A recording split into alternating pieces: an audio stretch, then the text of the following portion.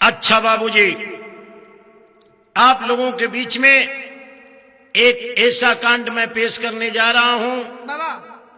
मैं गायक कलाकार अमृत लाल यादव एंड पार्टी। आज पूरे देश में एक ही चर्चा है, दिल्ली बस रेप कांड।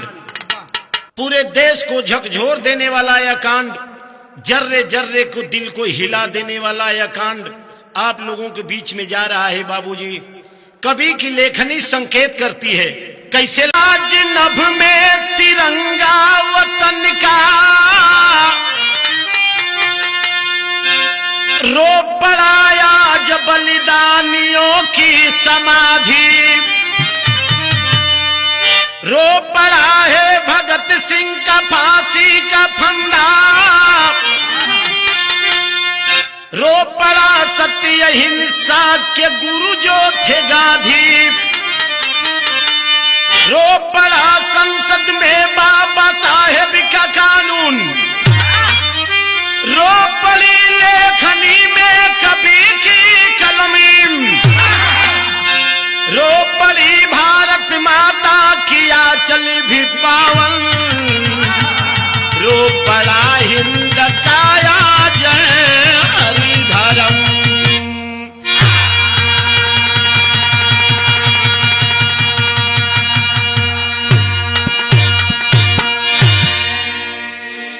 ए बाबू, कवि की लेखनी संकेत करती है कि जिस बहन बेटी मां के लिए हमारे देश के नौजवानों ने हंसते हंसते बलिदान दे दिए, अपने आप को न्यौछावर हो गए, फांसी के फंदे पर झूल गए। बाबूजी, आज वह तिरंगा रो रहा है मेरे देश का।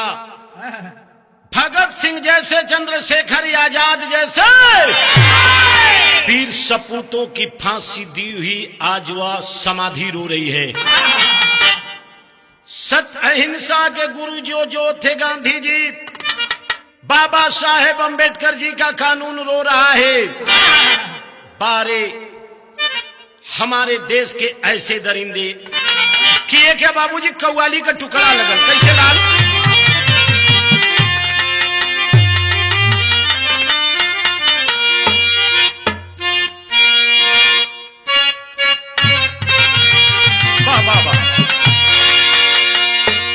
वह कव्वाली के टुकड़ा बा कि मेरा दिन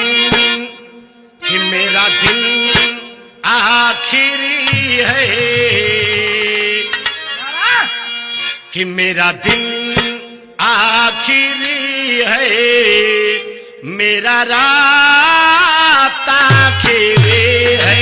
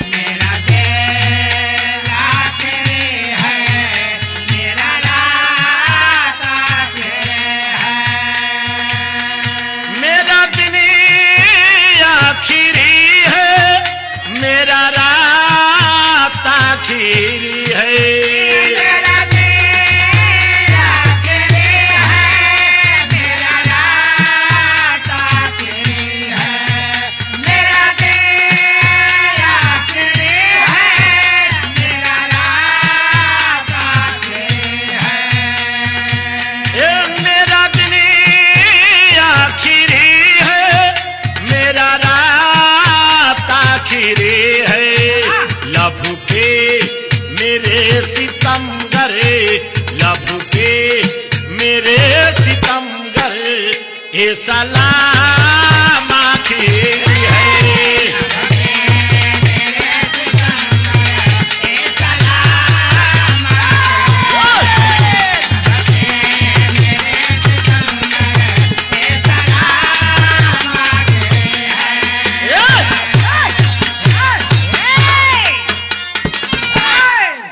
ये तो गजल के टुकड़ा रहा, लेकिन भाव रहा कैसे लाल? कि दुनिया बदल गई है, कि दुनिया बदल गई है, इंसान बदल गया है।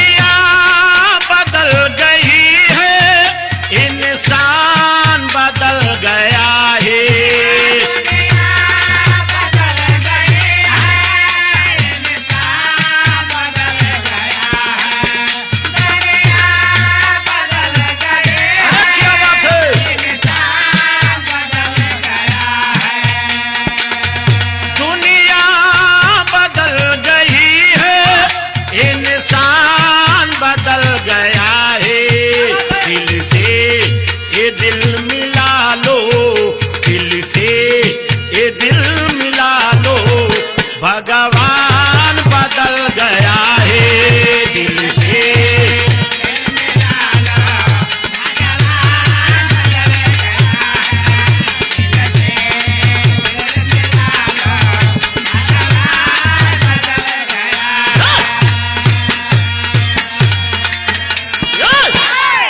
ये से कहानी का शुरुआत हो गई कैसे लाल?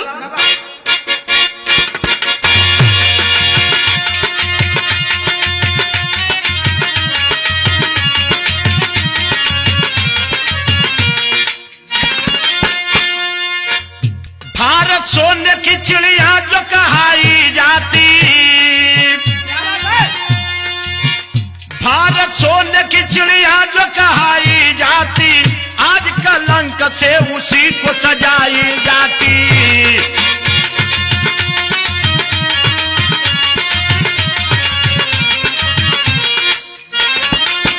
हिंद के धरती पर है ऐसा अत्याचार बढ़ा, हिंद के धरती पर है ऐसा अत्याचार बढ़ा, हर कर्म छूट गया खाली बलात्कार बढ़ा।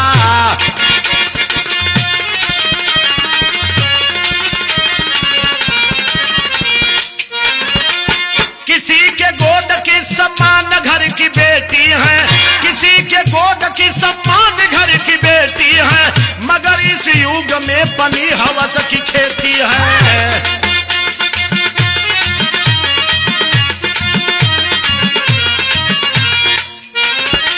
सदी ने मोल लिया इस सदी कहानी में, सदी ने मोल लिया इस सदी कहानी में, इतिहास रो पड़ा हर पन्ना इस निशानी में।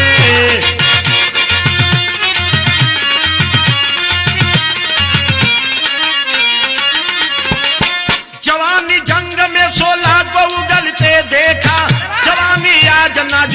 फूल मसलते देखा।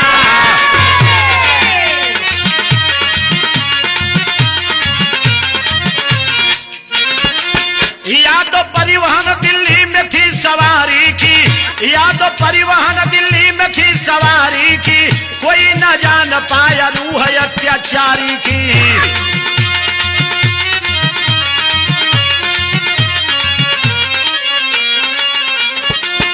बस में दामिनी राजेश जब पधारे हैं, बस में दामिनी राजेश जब पधारे हैं, फिल्मी बात दोनों दिल में तब सवारे हैं।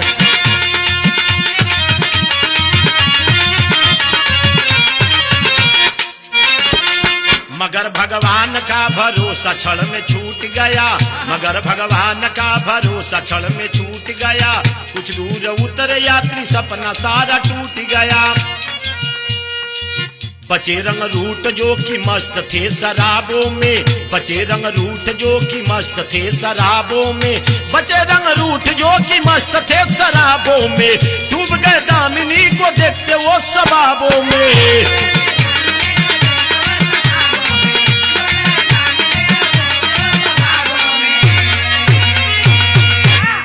ए बाबूजी, ये कहानी कहाँ के बा? पूरे देश को झकझोर देने वाली ये कहानी, जिसे भारत को सोने की चिड़िया कहा जाने वाला देश हमारा, यह पूरा विश्व जानता है। कहा गया है कि India is the golden bulb, सोने की चिड़िया कहा जाने वाला भारत। आज उसी को कलंक से भारत की राजधानी दिल्ली में कुछ दरिंदे सजाए बाबू। एक दामिनी नाम की लड़की, राजेश नाम के लड़के, दोनों साथ में चले हैं। फिल्म देख करके जब पहुंचे बाबूजी, यादव बस चलती है दिल्ली में, उसी बस में दामिनी और राजेश जब सवार हुए, ए बाबू उस समय उसमें 10-12 यात्री थे। कुछ दूरी जाने के बाद 5-6 यात्री उतर गए और बचे उसमें 6 यात्री। और 6 बाबू जब दामिनी को देखे तो शराब के नशे में दामिनी के साथ अत्याचार करने लगे। उस समय साथ में था राजेश, बर्दाश्त नहीं हुआ, आवाज दिया कि होश में आ जाओ। उस समय बाबू पापी कैलन का एक लाइन गीत लगल, कैसे ला?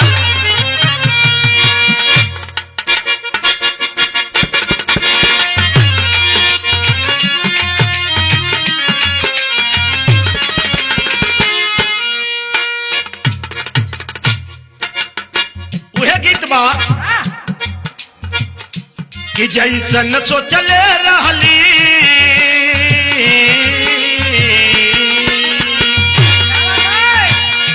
कि जैसन सोचले रहली, वैसन धनिया मोर बाली, सावर नगोर बाली हो।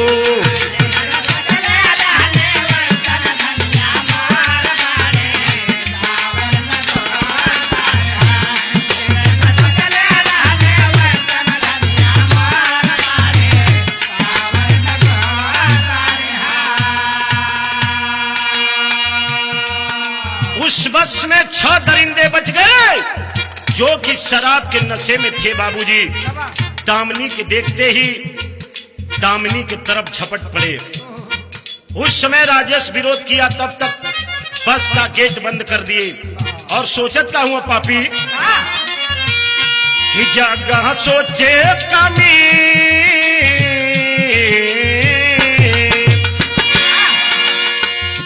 कि जगह सोचे कमी, जहाँ सुनसान होई, पूरा यार मान होई हो।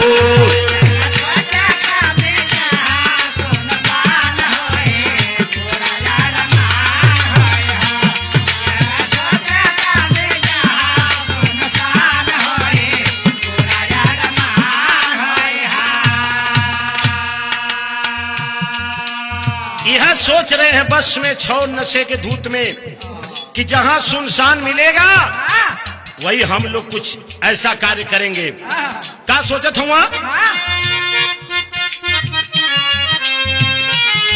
यह सोचलन मिले ना इलाका शांता, सोचे अत्याचारिया।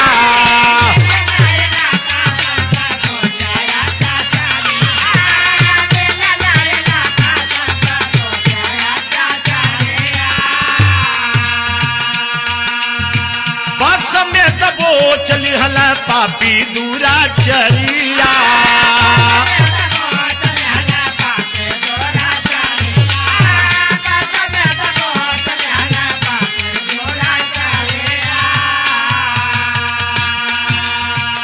इज्जत लूटे लगल सारा सन्मान खोई पूरा यार मान होई हो। इज्जत लूटे लगल सारा सन्मान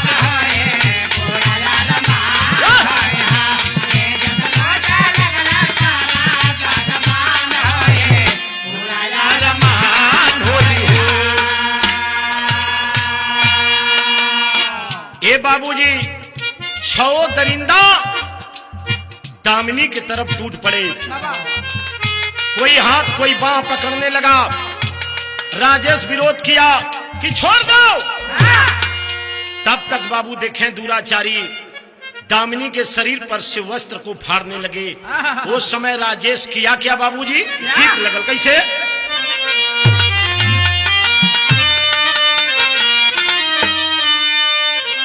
औ है गीत बाकी गंगा जी के तनो नहाई बा। अरे गंगा जी के तनो नहाई बा पातर तिरिया ना पैबा राजा।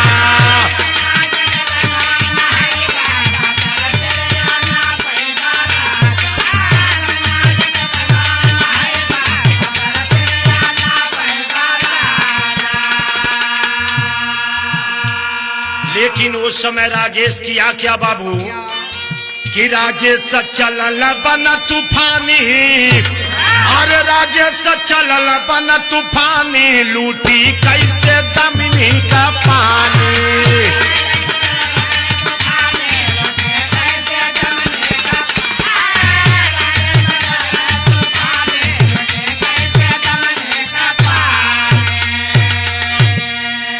उस समय राजेश गुस्से में लाल होकर के बाबू चल दिया।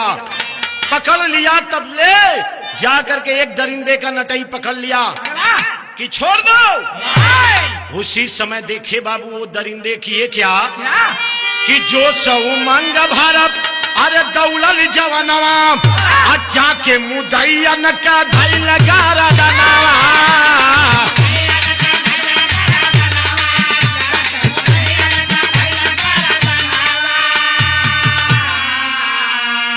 चढ़ल पटक ऊपर सानी। अरे चढ़ल पटक ऊपर सानी लूटी कैसे दामिनी का पानी।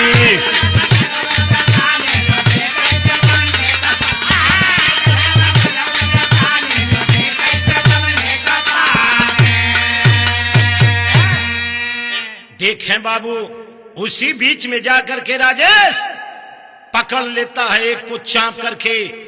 तब तक देखें बाबू सभी दरिंदे छो दरिंदे की आंख लाल हो गई और राड उठा करके राजेश के शरीर पर वार कर दिए बाबू। और राजेश लहू लुहान होकर के बस में गिर पड़ा। और सभी छो बाबू तब दामिनी के ऊपर टूट पड़े। जब टूट पड़लन बाबू ना तो उस समय कहना बा कैसे लाल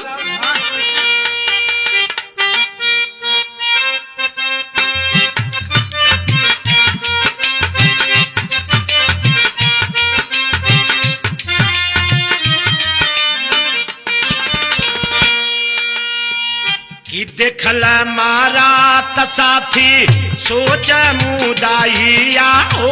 सोच मुदाइया हो रडले के कारे लगल वारदी कि बार बार वार करे बन के कसाइया हो। बन के कसाइया हो बसिया में दे आला पासारो जी। पर पारी लूटे चलल बस में ही जतिया ये बाबू। बस में ही जातिया हो कोई नहीं सुने लगो आरती। ए बाबू जौने समय राजेश के उठा करके राड से मार दिए बाबू ना, उस समय राजेश लहू लुहान हो के बस में गिर पड़ा बाबू। छटपटा रहा है।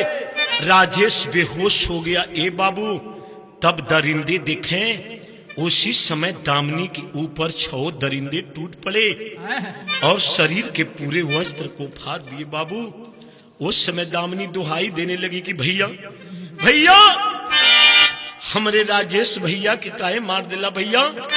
तर तर तर तर खून चलने लगा। बेहोश होकर के राजेश उसी बस में पड़ा है। तब तक देखें दरिंदे माने नहीं बाबू। वो समय बाबू दामिनी हाथ जोड़ के 6 के सामने एगो बात कह लेबा। का कह लेबे बाबू?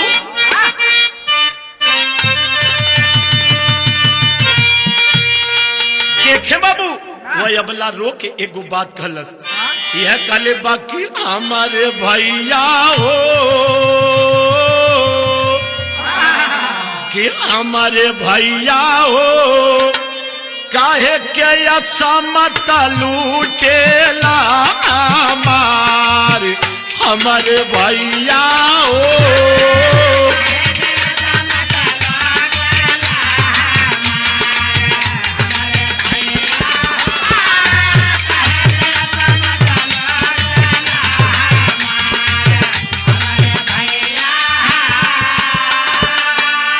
अरे बेटी बहिन जाना घर का तू अपने, अरे बेटी बहिन जाना घर का तू अपने, अरे इज्जत के रखा सवार हमारे भैया हो।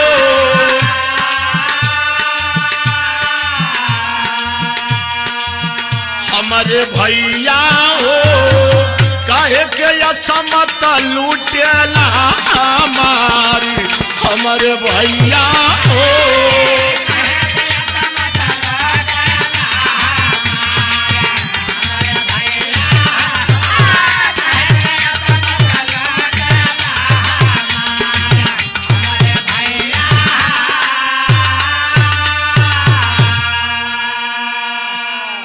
अत्याचारियों के सामने ए बाबू दामिनी हाथ जोड़ के निवेदन करने लगी कि भैया हमारी असमत के छोड़ दे भैया, हम आप लोगन के पांव पड़तानी भैया, हाथ जोड़तानी भैया, ये अबला के छोड़ दें। हमारे भाई समान है आप लोग, हमारे माता पिता का सपना हमारी आंख में तैरत भैया। अपन पुश्तैनी जमीन बेच के आज ये बिटिया के ऊपर बाबू लगा दिलन कि बिटिया कुछ हुई। हम भैया डॉक्टरी करत है, अगर डॉक्टर हो जाए तो आप लोग का सेवा कर भैया। अपन बहिन जान के हम के छोड़ दें भैया, लेकिन देखें वह पापी माने नहीं। कैलन का बाबू कि मगर बात ना सुनते पापी करते रहे मन मानी, अरे दया के मांगे पीछा करी दामनी, अरे दामिनी बारम बार हमारे भैया हो।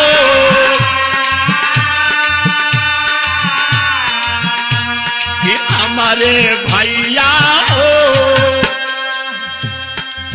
काहे के असमत लूटेला हमारी, हमारे भैया हो।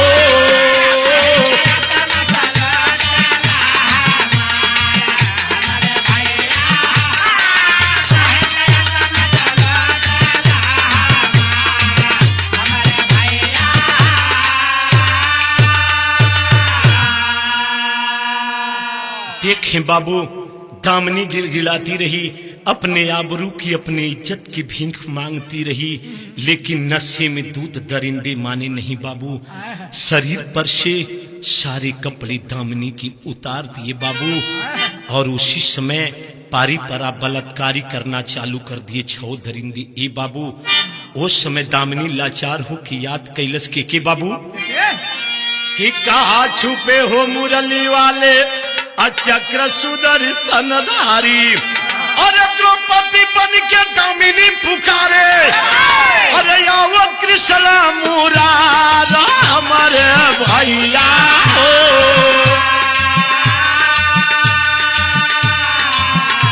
कि हमारे भैया हो, काहे के असमत लूटेला हमारी, हमारे भैया हो।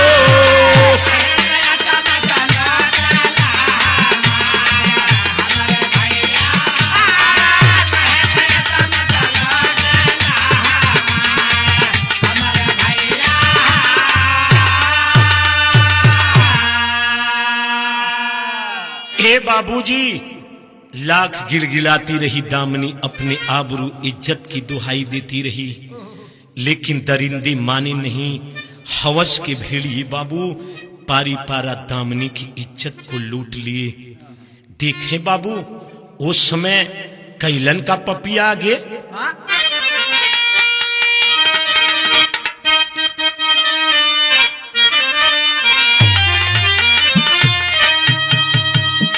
गीत से सुंदर भाव बा कि अरे दामिनी का दरदा नहीं, कि अरे दामिनी का दरदा नहीं, सुने लन का सैया हो।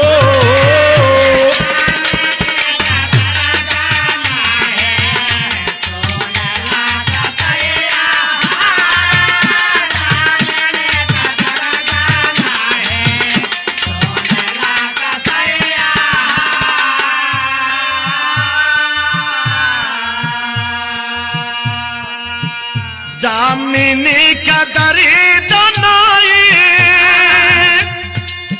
सुन लन का सैया राम।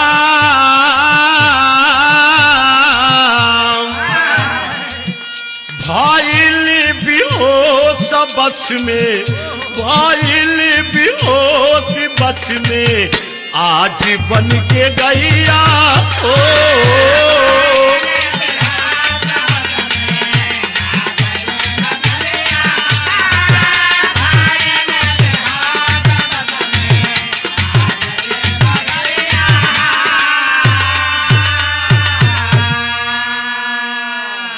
कितनों दुहाई देती रही दामिनी, गिलगिलाती रही, अपने आबरू की भीख मांगती रही कि हमरे भैया हुआ, हमार बाबू हुआ, हमारी इज्जतिया के छोड़ दे भैया।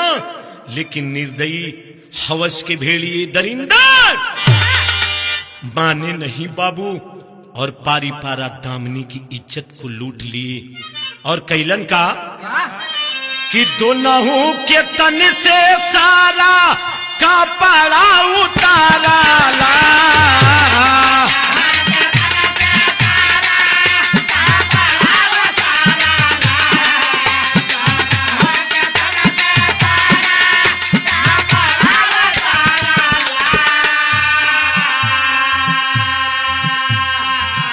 लाई वो भर के नीचे पापी फेंक दी हाला।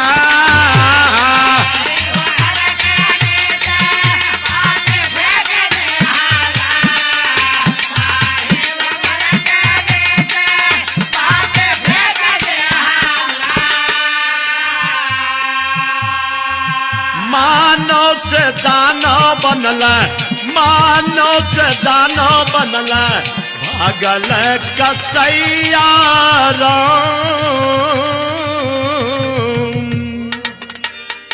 ए बाबू, जब दामिनी बेहोश हो जाती है तो दामिनी के शरीर पर से पूरा वस्त्र उतार दिए और राजेश के शरीर पर से पूरा कपड़ा उतार के बाबू महिपालपुर फ्लाई ओवर के नीचे चलती बस से बाबू दोनों को निर्वस्त्र करके फेंक दिए बस से नीचे।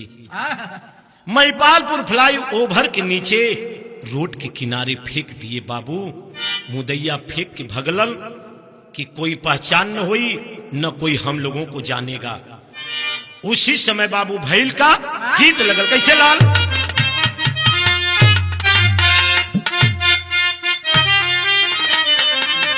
औ है गीत बाकी सिर फल के तीन पाती, के सिर फल के तीन पाती, तीनों का चनार दी।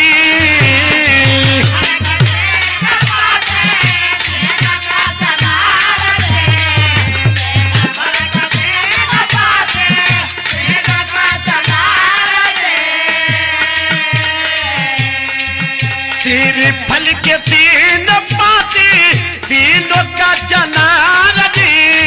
वही रखैया भोला गोसैया बैठे आसन मार जी।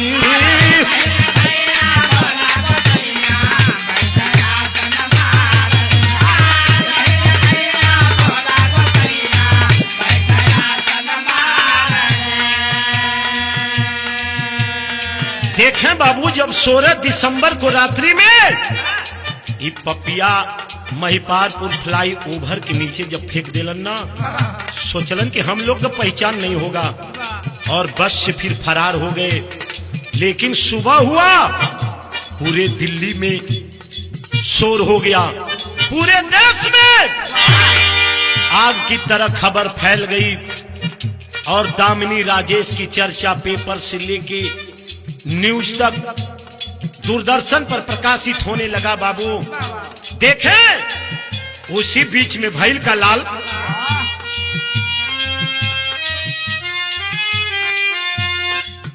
इन साफ मांगनी चले,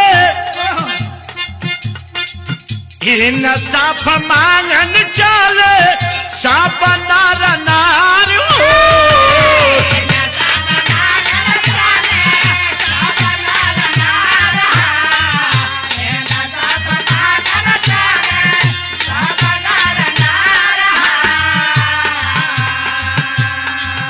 इन साप मांगन चले, साप नार नार हो। दुखावा में बिहारेला, दुखावा में बिहार छाती बहेया सुधार हो।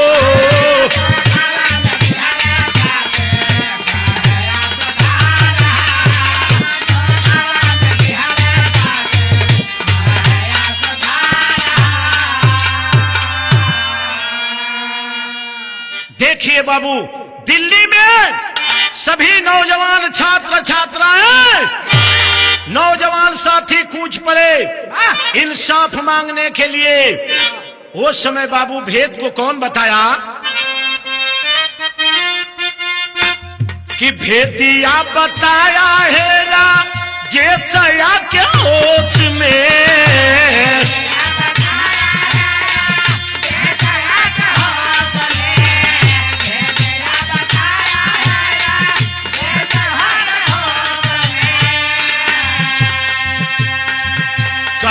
गिरफ्तार जुर्मी बोले सब जोश में।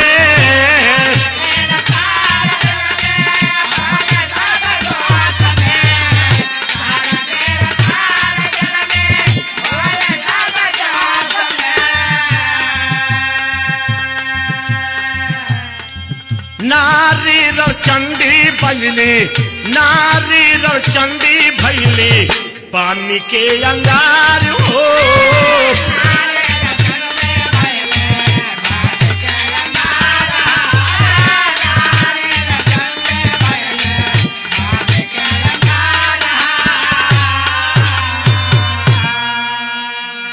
ए बाबू देखें, उसी समय प्रशासन पहुंचती है, राजेश और दामिनी को ला करके सफ्दरगंज हॉस्पिटल में एडमिट करते हैं। राजेश सारी भेद को बताता है। उसी समय पुलिस हरकत में आ जाती है और नर नारी नौजवान छात्र छात्राएं निकल पड़े दिल्ली के लिए। आवाज दिए कि सभी 6 दरिंदों को पकड़ लो, पकड़ करके उन्हें फांसी दे दो वरना गोली से उड़ा दो। यही मांग करने लगे। रणचंडी बन के देश की नारी निकल पड़ी है। ए बाबू, उस समय जुर्मियन के पकड़ने के लिए तैयारी कर दिए नौजवान साथी और 4 जुर्मी पकड़े गए थे बाबूजी। 2 फरार चल रहे थे। लेकिन भैल का ए बाबू कैसे लाल,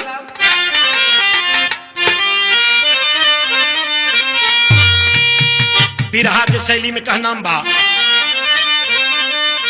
कि बोली से सारी दिल्ली हिल गई।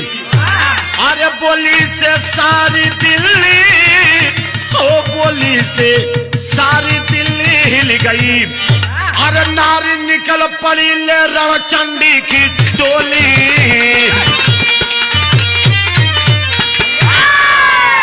नारी निकल पड़ी ले रणचंडी की टोली, बोली से सारी दिल्ली हिल गई। सभी नर नारी निकल पड़े। उन लोगों का एक मांग था कि नारी निकल पड़ी ले रणचंडी की टोली, बोली से सारी दिल्ली हिल गई। उन लोगों का क्या मांग था कि नारी की गरिमा खत्म हुई। अरे नारी की गरिमा खत्म हुई, अब रणचंडी बन आई है। पत्थर से पत्थर टकराए 16 भीली अंगड़ाई है कि हिंद की धरती कांप उठी। अरे हिंद की धरती कांप उठी, अब लाओ की बोली से फांसी चढ़ा दो जुर्मी को या उसे उड़ा दो गोली से। यही मांग करने लगी कि जुर्मियों को फांसी दे दो और नहीं तो चौराहे पर खड़ा करके गोली से उड़ा दो। ए बाबू, यही हमारे देश के नौजवान छात्र छात्राएं की मांग हो गई। तब बाबू आगे भइल का लाल।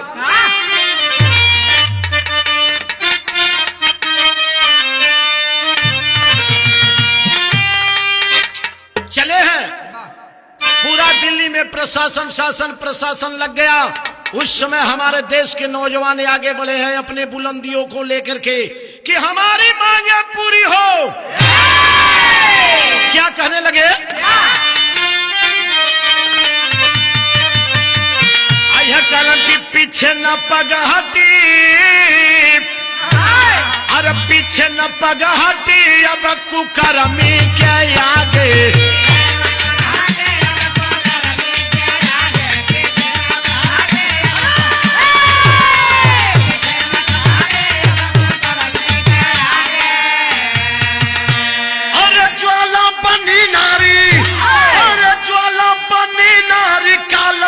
भागे पीछे न पगहटी, अब कुकर्मी के आगे।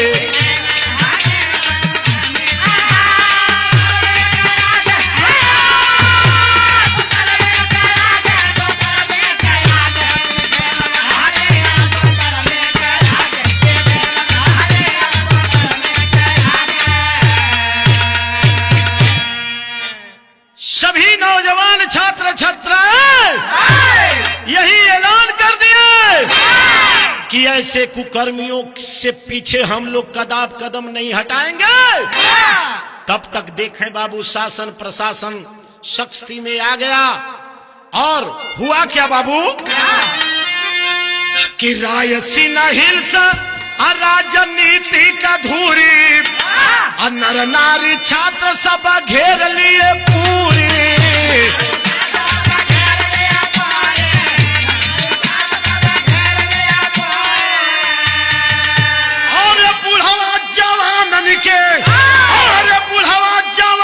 के दिल के 16 जागे, पीछे न पगहटी, अब कुकर्मी के आगे।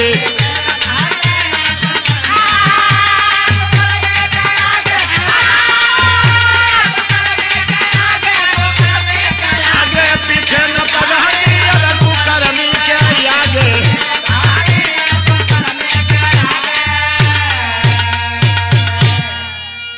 जा करके बाबू रायसीना हिल्स और दिल्ली का इंडिया गेट सभी नौजवान छात्र छात्राएं बूढ़े जवान सभी घेर लिए और एक ही नारा लगाने लगे कि अपराधियों को मृत्यु दंड दिया जाए और नहीं तो इन्हें फांसी पर झुला दो। यही मांग करने लगे बाबू। भीड़ इतनी हो गई कि प्रशासन का हिम्मत दहल गया। और जब दहल गया तब बिरहा के पहपट में लाइन लगल। कैसे लाल? अरे पुलिस महकमा सिमट गया, आवाज देख कर नारी का। अरे पुलिस महकमा सिमट गया, आवाज देख कर नारी का।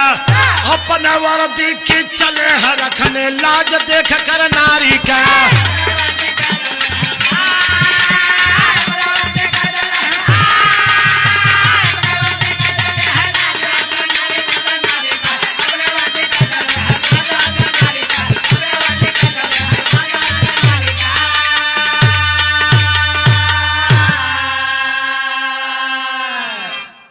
भीड़ को अपने काबू में जब नहीं प्रशासन पाया है, अरे रक्षक से भक्षक बेरहमी लाठी चार्ज कराया है।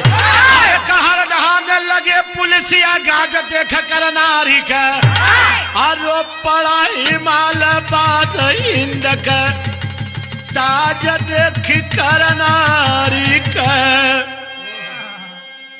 इतनी भीड़ जुट गई है बाबू कि प्रशासन देख करके अवाक हो गया। और देखे बाबू इस ठंडी के मौसम में पानी की बौछार करने लगे, लेकिन फिर भी देश के नौजवान आगे चलते गए और ये अपनी मांग को मांगने पर अडिग हो गए। उनका मांग यही रहा कि जल्लादों को, जुर्मियों को, बलात्कारियों को फांसी पर झुला दो। यही उनकी मांग थी। बिरहा के आल्हा में लगल कैसे लाल?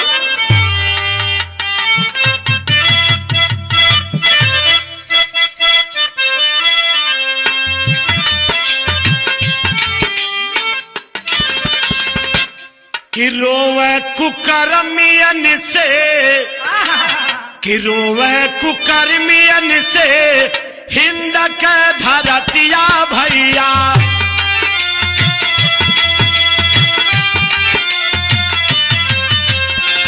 रोवे भारत माता पावन आचारा पसा।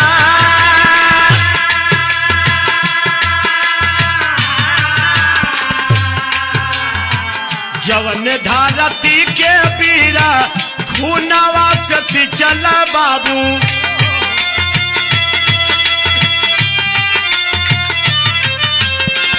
आज वो ही धरती पर बढ़ल अत्याचार।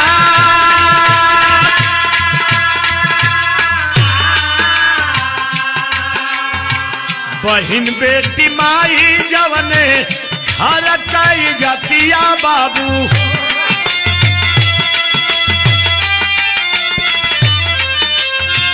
घरवा के लोग घर में कर बलात्कार।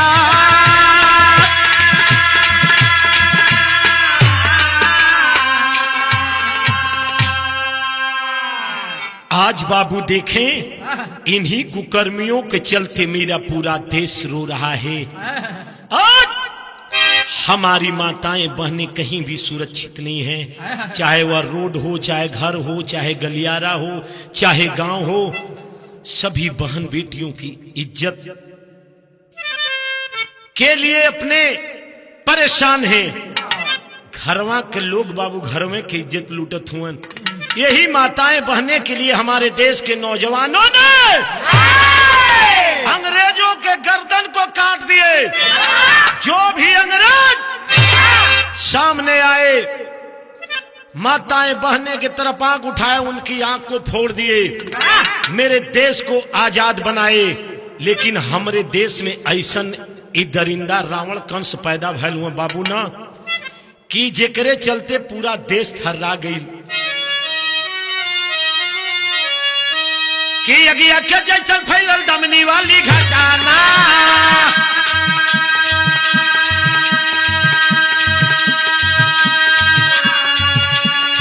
अगिया के जैसा फैलल दमनी वाली घटाना।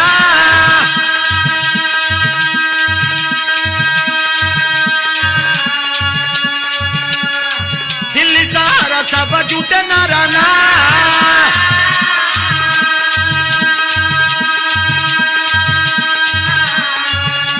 संगठन बना के राजा पथ चला दिहाला।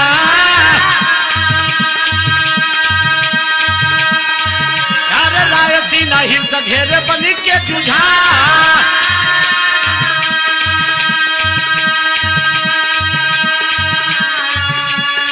नारी सुरक्षा अपन हक मांगत रहा।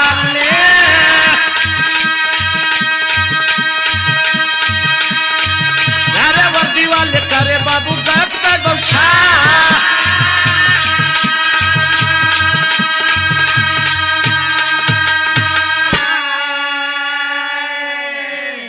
देखे बाबू, सभी नर नारी एकत्रित होकर के कुकर्मियों के लिए फांसी मांगने के लिए चल दिए। कि ऐसे छओ कुकर्मी जुल्मियों को प्रधानमंत्री जी से, राष्ट्रपति जी से यही मांग करने के लिए चल दिए कि महोदय ऐसे छओ कुकर्मी, ऐसे छओ बलात्कारियों को फांसी की सजा दे दीजिए। जब तक ऐसे कुकर्मी देश में पैदा होते रहेंगे सभी माताएं बहनें की इज्जत तार तार होती चली जाएगी। बाबू आज दामिनी के साथ हुआ है, कल किसी और के साथ होगा। ये कुकर्मी दरिंदे मानेंगे नहीं।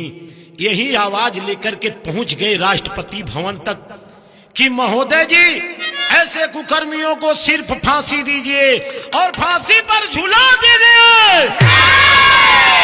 यही उनकी मांग थी, लेकिन प्रशासन घबरा गई। ए बाबू पानी का जल का बौछार करना शुरू कर दिए, आंसू गैस छोड़ना चालू कर दिए, जिससे जनता घबरा गई। बाबू इधर उधर तितर बितर होने लगी। देखें बाबू उस समय भइल का कि नारी शोषण से हिलल दिल्ली की सहारिया,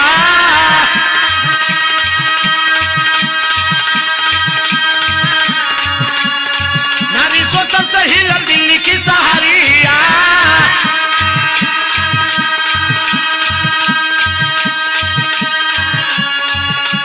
राष्ट्रपति मुख्यमंत्री बोलल दिखा,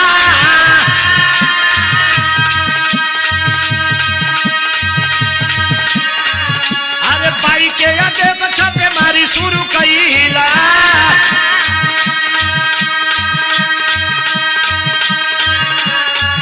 अरे राम सिंह बिन कल्लू भैया गिरफ्तार।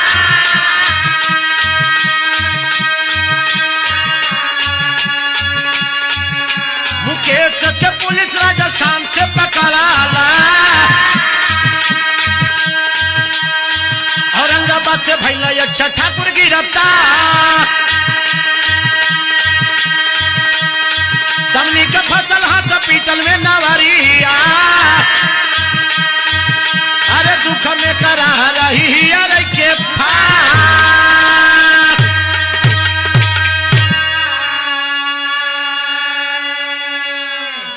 ए बाबूजी जब चारों तरफ को हराम मच गया उस समय महामहिम जी महोदय प्रधानमंत्री जी, यूपीए अध्यक्ष सोनिया गांधी जी, सभी लोगों ने आदेश दिए कि जल्द से जल्द ऐसे अत्याचारी बलात्कारियों को गिरफ्तार किया जाए।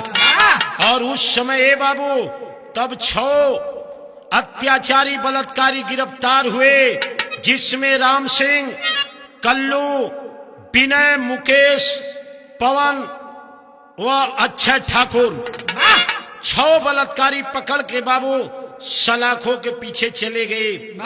यहां तक कि तिहाड़ जेल में जब कुकर्मियों को बंद किया गया उस समय तिहाड़ जेल के कैदी सभी दरिंदों को मारने लगे कि अरे साले तुम लोग ऐसे कुकर्मी हो जो कि देश की माताओं और बहनों की इज्जत को लूटने का काम करते हो।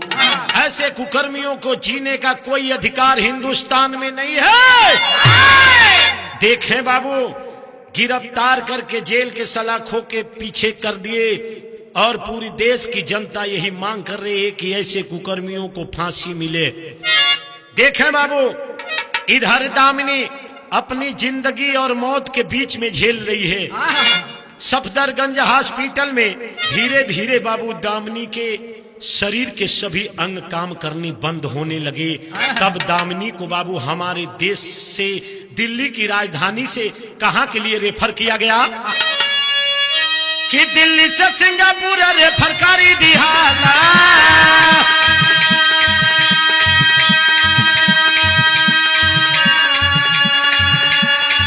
भैया दिल्ली से सिंगापुर रेफर करी दिहाला।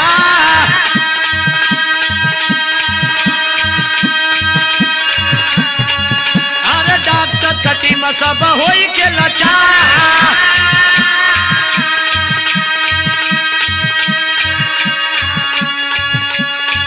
बेटा हॉस्पिटल में भर्ती करा दिहाला। अरे दामिनी के डॉक्टर शुरू कैला बच्चा 28 दिसंबर सन 12 वाली रतिया 28 दिसंबर सन 12 वाली रतिया कार्यक्रम तोला जहली गईली स्वर्ग के मजा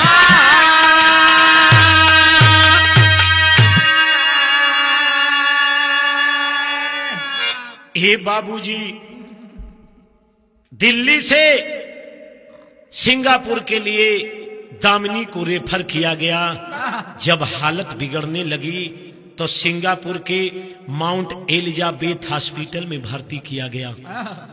ए बाबूजी डॉक्टर जी लोग लग गए उपचार के लिए, लेकिन धीरे धीरे दामिनी की हालत और बिगड़ती गई। बाबू देखें 28 दिसंबर सन 2012 की रात्रि के 2:15 पर भारत के समय अनुसार दामिनी इस दुनिया को छोड़कर चली गई। बाबू उस गम में पूरा देश रो पड़ा।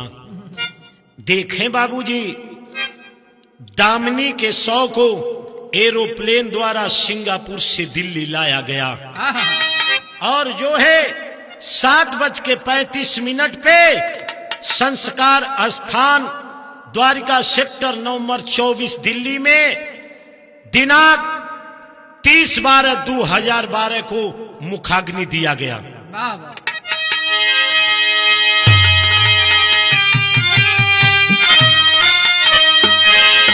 कि अरे नारी शोषण जग में एक कहानी बन गई। अब भारत के राजधानी दिल्ली में निशानी बन गई।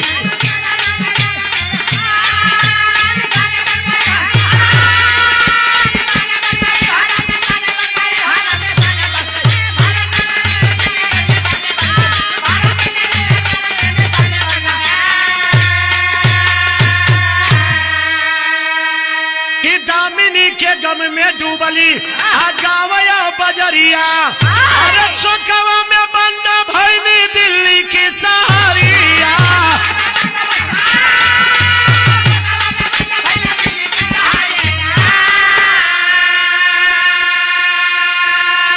अरे गर्व गरिमा कलंक के जुबानी बन गई। अरे भारत के राजधानी दिल्ली में निशानी बन गई।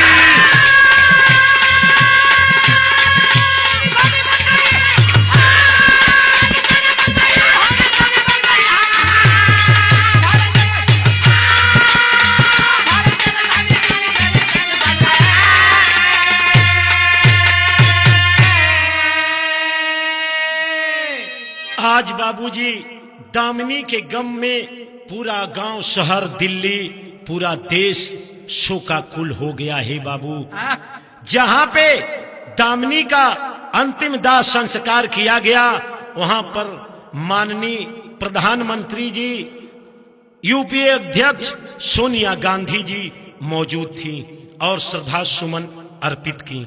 हुआ के आगे बाबू मांग करे लगन पक्ष और विपक्ष का मांग करे लगन कि पक्ष विपक्षी मांग करे लगन भारी। अब फांसी पर झूला दो जो भी हुआ अत्याचारी।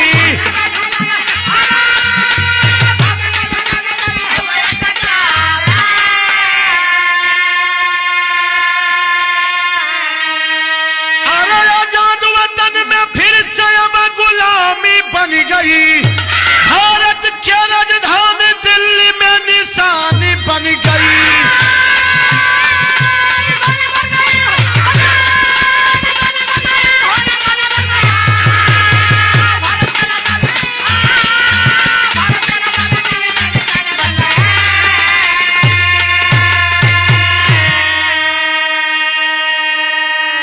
देखें बाबूजी पक्ष विपक्ष सब ही लोग मांग करे लगल कि ऐसे अत्याचारियों को ऐसे बलात्कारियों को मौत की सजा दे दो, इन्हें फांसी पर झुला दो, नहीं तो चौराहे पर खड़ा करके गोलियों से भून दो।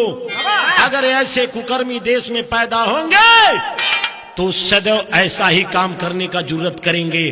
इन्हें ऐसी कड़ी सजा दो कि अगर किसी के दिल में कोई गलत फहमी उत्पन्न हो तो अपने आप मर जाए। गुरु घराने का परिचय लगल कैसे लाल कि गुरु बिहारी रमन हो गई धूमिल हिंद की ता